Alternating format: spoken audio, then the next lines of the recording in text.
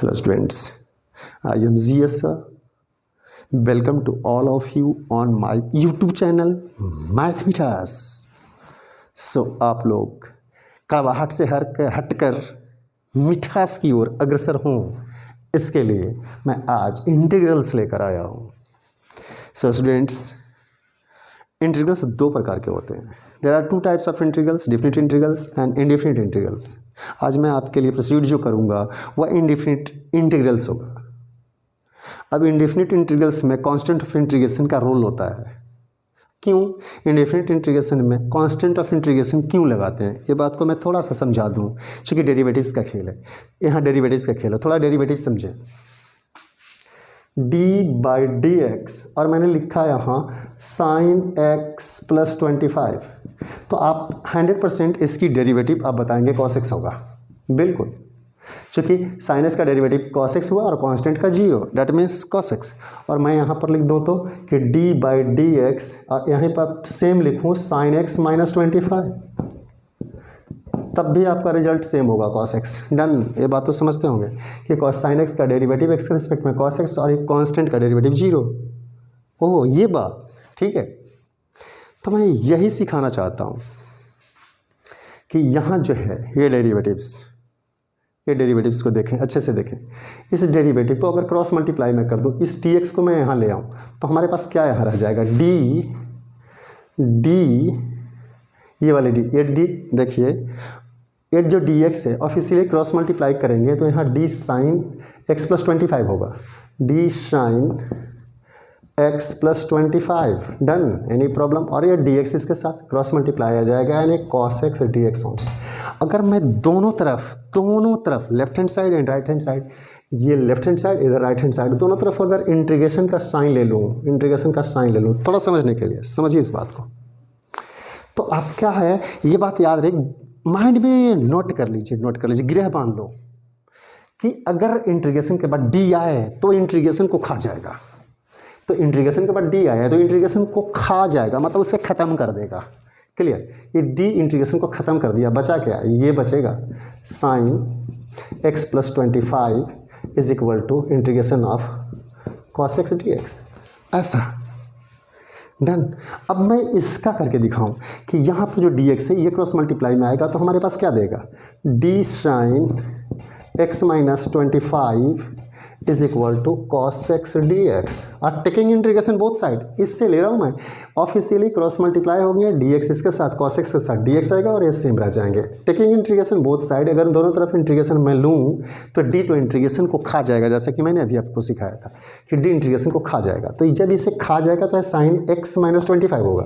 अब sin x - 25 = integration of cos x dx। अब इनसे बचने का उपाय क्या है कि यहाँ sin x - 25 किसका, cos x का इंटीग्रेशन sin x - 25 है, और यहाँ देखिए कि cos x का इंटीग्रेशन sin x + 25 है।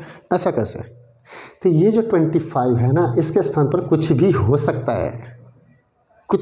सकता है, इसीलिए हम जब इंडेफिनिट इंटीग्रेशन बनाते हैं तो वहाँ पर कांस्टेंट ऑफ इंटीग्रेशन, मतलब इसका कोई इफेक्ट नहीं पड़ता इस पर, ये 25 का, ये -25 का, +25 का, -25 का कोई इफेक्ट नहीं पड़ता, इसीलिए हम कांस्टेंट ऑफ इंटीग्रेशन लिखते हैं। याद रखें इस बात को, याद रखें, बहुत ही अच्छे तरीके से याद रखें। और मैं तो ये समझता हूँ कि जो मैं अभी बता रहा हूँ इन चीज़ों पर ध्यान रखें अच्छे से, और जो मैं अभी बताऊँगा 100% एक चीज़ आपको समझ में आएगा, ना कि सवाल ही नहीं है कि आपको समझ में ना आए। हमारी वीडियोज़ अगर आपको अच्छी लगे तो 100% आप लाइक शेयर सब्सक्राइब भी करते रहिए, क्योंकि आप अगर लाइक शेयर नहीं करेंगे तो बहुत मुश्किल होगा हमें पढ़ाना, क्योंकि जब तक लाइक शेयर नहीं होगा तब तक मैं पढ़ा भी ज़्यादा दिन तक नहीं सकता ऐसे। इसलिए हमें बनाए रखने के लिए आप लाइक कीजिए, शेयर कीजिए और सब्सक्राइब कीजिए। वीडियो अच्छा लगे तो ज़रूर कीजिए। अब मैं स्टार्ट हो रहा हूँ इंटीग्रेशन के लिए। आप देखिए, बहुत ही ध्यान से देखिए, बहुत सिंपल लगेगा। सीधे हम डेरिवेटिव के साथ उसके कोरिलेट करेंगे। अब बस आपको आ जाएगा, डेरिवेटिव आता है तो समझिए कि आपको 80% इंटीग्रेशन आते हैं।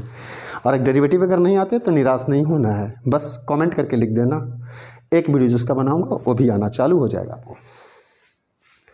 d/dx sin x ऐसा है, तो आप तो जानते हैं कि sin x का डेरिवेटिव x के रिस्पेक्ट में cos x होता है, तो आप यहाँ लिख दो cos x। डन। ये जो डिवाइड में dx है ऑफिशियली अदर साइड जाएगा तो क्रॉस मल्टीप्लाई होगा, बिल्कुल होगा, होगा या नहीं होगा। तो ये dx इधर आया तो यहाँ पर बचेगा d sin x और is equal to cos x dx। Any doubt? No doubt. अब करना क्या है, तीसरे जो वर्क है आपका क्या करना है, टेकिंग इंटीग्रेशन बोथ साइड, इधर भी इंटीग्रेशन का साइन लेना है और इधर भी लेना है, तो यहाँ पर इंटीग्रेशन का साइन लेना है, टेकिंग इंटीग्रेशन बोथ साइड ऐसा। तो मैंने आपको सिखाया था कि इंटीग्रेशन के बाद अगर डी आए तो वह डी इंटीग्रेशन को खा जाता है। डन। तो देखिए, तो इंटीग्रेशन के बाद डी आया है तो ये तो खा गया, तो बचा क्या, साइन एक्स। तो आप लिख लो यहाँ साइन एक्स और प्लस अपने मन से कांस्टेंट पे इंटीग्रेशन, जो मैंने समझाया था कि वो सी का क्या प्रभाव पड़ रहा है, is equal to integration of cos x dx। तो ये हो गया कंप्लीट आपका, ये कंप्लीट हो गया एक। डन। दूसरा है कि d cos x by d x is equal to minus sine x होता है। तो जब राइट साइड में आप माइनस साइन एक्स देखें तो माइनस से मल्टीप्लाई कर दें आसान करने के लिए, माइनस से मल्टीप्लाई कर दें बोथ साइड तो ये पॉजिटिव हो जाएगा। डन।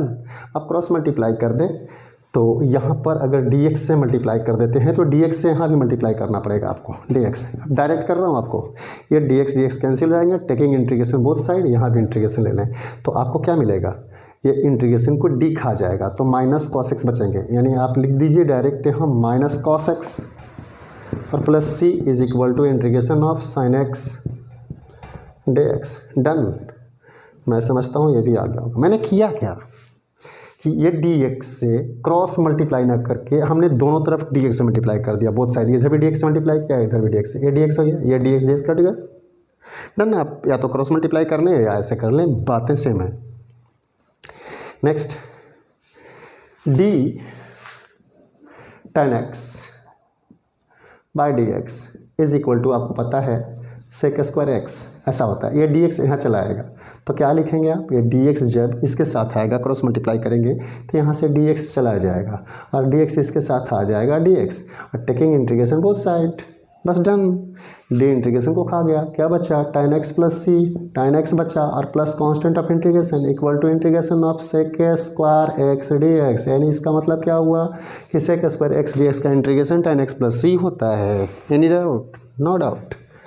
आगे आते हैं, d cot x by d x is equal to minus cos square x. यहाँ तक तो कोई प्रॉब्लम नहीं है कि कॉट एक्स का derivative minus cosec square x होता है। और मैंने सिखाया था कि राइट साइड में अगर नेगेटिव आ जाए तो हमें नेगेटिव से मल्टीप्लाई कर लेनी चाहिए आसान करने के लिए, तो माइनस से मल्टीप्लाई कर लिया तो पॉजिटिव हो जाएगा। ये dx यहाँ आकर के मल्टीप्लाई हो जाएंगे, क्रॉस मल्टीप्लाई ऑफिशियली ये खत्म हो जाएगा, dx यहाँ से हट जाएगा। अब इंटीग्रेशन का साइन दोनों तरफ ले लीजिए ऐसा, तो क्या हो जाएगा, डी इंटीग्रेशन को खा गया, माइनस कॉट एक्स बचेगा यहाँ, minus cot x plus constant of integration equal to ये cosec square x dx। Any doubt? No doubt. Similarly फटाफट तेजी से बढ़ते चलेंगे, आपको अगर आ रहा है तो तेजी से बढ़ेंगे। D cosec x by d x is equal to होता है minus cosec x into cot x. Officially इस बात को समझिए, मैंने बोला था कि अगर नेगेटिव साइन राइट साइड में आ जाए तो नेगेटिव से मल्टीप्लाई करनी चाहिए आसान होने के लिए, तो मैंने मल्टीप्लाई कर लिया माइनस से, या माइनस से पॉजिटिव हो जाएगा। अब dx से है ऑफिशियली क्रॉस मल्टीप्लाई होगा तो dx यहाँ चला आएगा और ये dx यहाँ से हट जाएगा चूँकि आपने क्रॉस मल्टीप्लाई कर लिया। अब टेकिंग इंटीग्रेशन बोथ साइड, इधर भी इंटीग्रेशन का साइन और इधर भी इंटीग्रेशन को डी खा जाएगा तो ये माइनस और कॉसेक एक्स बचेंगे, माइनस कॉसेक एक्स और plus constant of integration equal to integration of cosec x into cot x dx। Done. इसका मतलब क्या हुआ कि minus cosec x plus C किसका इंटीग्रेशन है, minus cosec x into cot x dx का integration minus cosec x plus C होता है। बिल्कुल बिल्कुल बिल्कुल और यहाँ आ जाइए, एक क्वेश्चन को और उठा लेते हैं, प्रोसीड कर रहे हैं आप लोग के लिए। अगर हमारा वीडियो अच्छा लगे तो 100% आप लाइक करते रहिए। सो स्टूडेंट्स लाइक करते रहिए, देखिए मत बैठिए, मत इंगली को टप टप ऐसे घुमाइए, फटाफट घुमाते रहिए। इंगली को स्क्रीन पर घुमाना ही तो है, बस घुमाइए और आप सीखते रहिए, क्योंकि आपका भी काम होता रहे और मेरा भी काम होता रहे। तो ज़्यादा देर तक ऐसे बैठे रहने से कोई फ़ायदा तो होगा नहीं। और मैं ये भी बोल रहा हूँ कि अगर आपको डेरिवेटिव्स नहीं आते तो मैं वो भी सिखा दूंगा। विदाउट डेरिवेटिव इंटीग्रेशन का तो कल्पना भी नहीं किया जा सकता। तो मैं पूरी कोशिश करूंगा कि कल्पना से परे अलग करके मैं इसे सिखा दूं आपको। सो कैसे सीखेंगे ये देखिए। सो नेक्स्ट वन बचा हुआ था मेरे पास sec x d sec x y d x. Officially आपको पता होगा कि सेक एक्स का derivative sec x into tan x होता है। क्लियर, ये 100% आपको पता है। तो मैंने क्या बताया था कि ये जो डी एक्स है ना, मतलब सेक एक्स का डेरिवेटिव एक्स के रिस्पेक्ट में sec x into tan x होता है। ये बात सही है, आपको पता होना चाहिए। अब क्या हुआ कि ये डी एक्स को हम यहाँ ले आए क्रॉस मल्टीप्लाई, तो यहाँ से तो चला जाएगा। Clear, done. फिर नेक्स्ट हमारा वर्क क्या होता है, टेकिंग इंटीग्रेशन बोथ साइड। तो मैंने यहाँ इंटीग्रेशन का साइन ले लिया, बोथ साइड में इंटीग्रेशन का साइन लिया। अब मैंने सिखाया क्या था कि डी इंटीग्रेशन को तो सीधे खा जाता है, तो डी तो इंटीग्रेशन को खा जाएगा। बचा क्या बेचारा, सेक एक्स बचा, सेक एक्स और plus constant of integration equal to इधर एज इट इज, यानी sec x into tan x d x. No doubt आपको आ गया होगा। रिमेनिंग हमारे पास एक बहुत ही इम्पॉर्टेंट डेरिवेटिव्स बचे हैं कि d x to the power n by d x is equal to n into x to the power n minus one. ये होता है, बड़ा इंपॉर्टेंट है, ध्यान रखें इसको। और अगर ये समझ में आ गया ना तो आप 100% लाइक कर देना फट से। क्या है ये, डी एक्स है, डी एक्स अदर साइड जाएगा, वेरी गुड। तो d x to the power n बचा होगा और ये डी एक्स यहाँ आएगा तो n into x to the power n minus one रहा होगा, और ये डी एक्स इसके साथ आकर के मल्टीप्लाई हुआ। या मल्टीप्लाई इधर आके क्या हो गया होगा, यहाँ मल्टीप्लाई में है, अगर मैं इधर भेज दूँ तो 1/n बनेगा और ये n यहाँ से हट जाएगा। Done, clear. नहीं, अब मैंने बोला कि इंटीग्रेशन बोथ साइड, चूँकि n कांस्टेंट है इसलिए बाहर रखा मैंने, इंटीग्रेटिंग बोथ साइड। तो d तो इंटीग्रेशन को खा जाएगा, क्या आया x to the power n by n plus constant of integration equal to integration x to the power n minus one d x. थोड़ा सा इसको ऑब्जर्व करें, बड़ा बहुत इंपॉर्टेंट बात है कि यहाँ x के पावर n माइनस वन है, x के पावर क्या है, n माइनस वन है, n माइनस वन। तो इसका इंटीग्रेशन क्या है, देखो तो n माइनस वन है, तो इससे एक ज़्यादा ये है। चूँकि यहाँ तो n में से एक घट गया है, यहाँ n में से एक घटा नहीं, तो मतलब इसका मतलब क्या हुआ कि यहाँ n माइनस वन है तो इससे एक ज़्यादा है ना, n में से एक घटा लिया है यहाँ, जबकि n में से घटाया नहीं, मतलब एक ज़्यादा है। ये बातें समझ में आ गया होगा आपको। तो सिमिलरली मैं अगर ऐसा करूँ, आप लोग भी इस बात को समझें, ऐसा करूँ, कैसा करूँ, आप लोग लाइक तो करते रहो यार, लाइक शेयर सब्सक्राइब करते रहिए, देखिए मत, हमें भी मोटिवेट करते रहिए। मोटिवेट नहीं करेंगे तो ये हाथ ही नहीं चल पाएगा, कैसे चलेगा बताइए। मोटिवेट कीजिए और लाइक शेयर सब्सक्राइब कीजिए। देखिए मैं इसमें ज़बरदस्त चीज़ सिखा रहा हूँ। अभी मैंने बताया था कि यहाँ पर देखिए x to the power n minus one d x, इसका इंटीग्रेशन है x के पावर n बाई n। थोड़ा सा ध्यान दें इस पर कि यहाँ n माइनस वन मतलब पावर एक कम है, किससे, n से कम है, तो यहाँ पर क्या है, n है, कम नहीं है, यहाँ एक कम नहीं हुआ बल्कि इससे एक ज़्यादा है।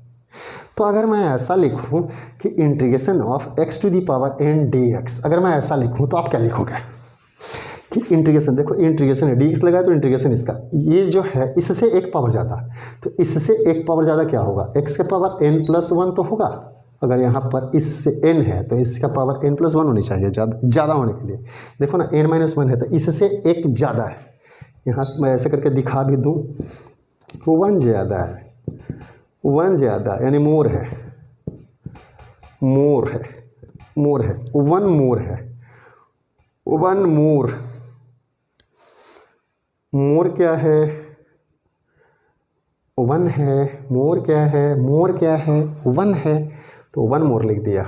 ओके, तो यहाँ देखिए x के पावर n है, इससे एक ज़्यादा n प्लस वन, और आप यहाँ पर और करें कि जो यहाँ पावर है वह नीचे भी है, तो जो हमारा यहाँ पावर है वो नीचे होगा, n+1 + c कांस्टेंट इंटीग्रेशन। अगर स्टूडेंट्स आपको अच्छा लगा तो 100% लाइक, शेयर और सब्सक्राइब कीजिए। सो स्टूडेंट्स, नेक्स्ट वीडियोज़ में आपका 7.1 लेकर आऊँगा और आपको बहुत अच्छे से इंटीग्रेशन को सिखाऊंगा। तब तक के लिए गुड नाइट स्टूडेंट्स।